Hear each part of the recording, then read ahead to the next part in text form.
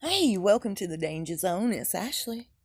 Everything in my video was found on a public domain, and the full disclaimer is down below. Lots of love and many blessings your way. And really fast, I wanted to wish Margaret a very happy birthday. Happy birthday! Okay, you guys, let's get on with it. Pr.William's been the president of the BAFTA Awards for 10 years. They had their big award ceremony yesterday. Leading up to that, he was even considering boycotting it, sitting it out this year. You want to know why? He felt it was just way too white. Needed to be a lot more diverse than what it was.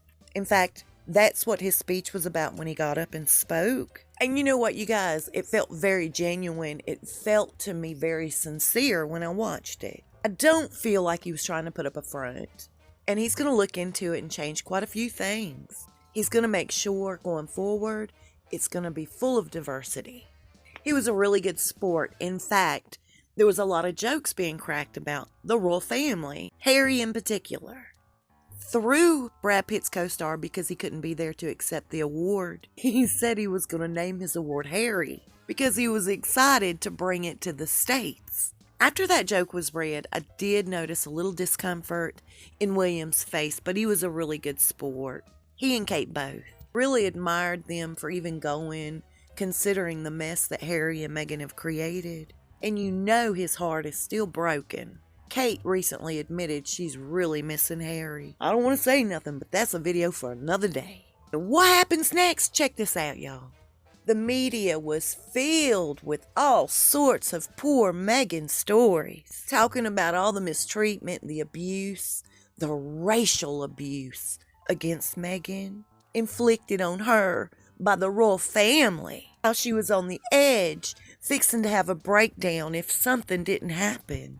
And it's all because of the royal family. It's what bugs me, I guess, the most. This particular article, released very early this morning, is one that I've never seen. And I've seen them all, y'all. So where'd it come from? The royals didn't write it. How can it be their fault? Don't get me wrong. I know their history. Nuh-uh, they're not perfect. But it's so obvious that Meghan and Harry have this huge vendetta against them.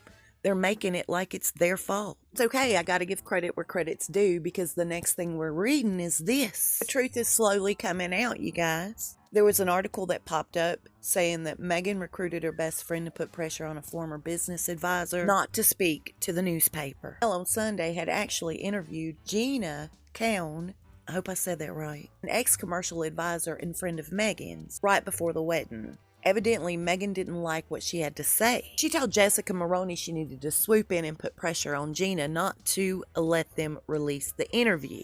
Also contacting the paper, asking them not to release the interview.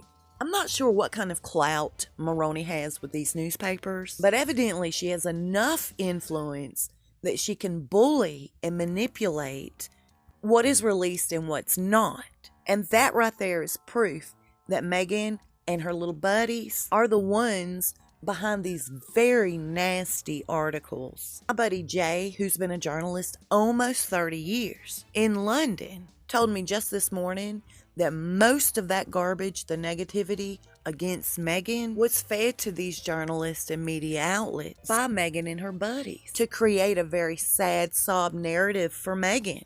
It's just not going to work for her, as she was counting on. The lawsuits that she and Harry have are backfiring in one of the biggest ways. The lawyers have asked for a subpoena of all of the text messages between Meghan and Jessica, as well as those between Meghan and her father, to prove these messages between Jessica and Meghan were all about manipulating the media. She is not liking that one bit. Once those text messages become public, oh boy. And we spoke about this a few videos ago, and I told you guys how Harry and Meghan were desperately trying to pull out of these lawsuits. Now they're trying to settle this out of court, and it's not going to work in their favor, not in my opinion. They're so afraid of everything coming to the surface. How bad is that going to be for them? You know what I mean? Mr. Markle, according to Samantha, is ready to testify. Man, I've heard all sorts of ugly things about Mr. Markle since he said he's eager and willing to testify against Meghan.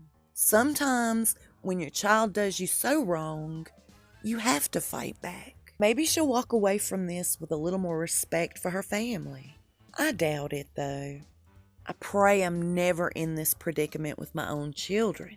Okay, so really fast, have you heard their latest gig? They're considering being paid 6 figures, so we're talking 100,000 and up, right? To be the next faces of Paddy Power. They are highly considering doing these commercials. What happened to all their billion-dollar endeavors? Anyway, I can't wait to see what happens next. I hope y'all have a wonderful day today. See you soon and we'll talk fast. Y'all stay safe and be blessed.